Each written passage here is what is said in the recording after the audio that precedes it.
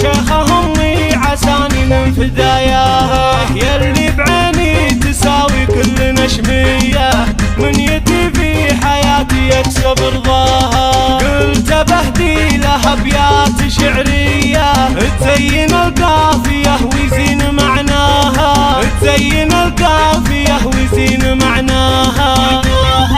اكتب الشعر بامي والفخر ليا، والشعر ينكتب فيها ويزهاها. امي اللي بها ميزات شخصية، يعجز الشعر ما عدت مزاياها. من شغاميم قوم تكسر عداها، سيدة جيلها الأمة الشقردية، زين الأخلاق من ربي لها أعطاها.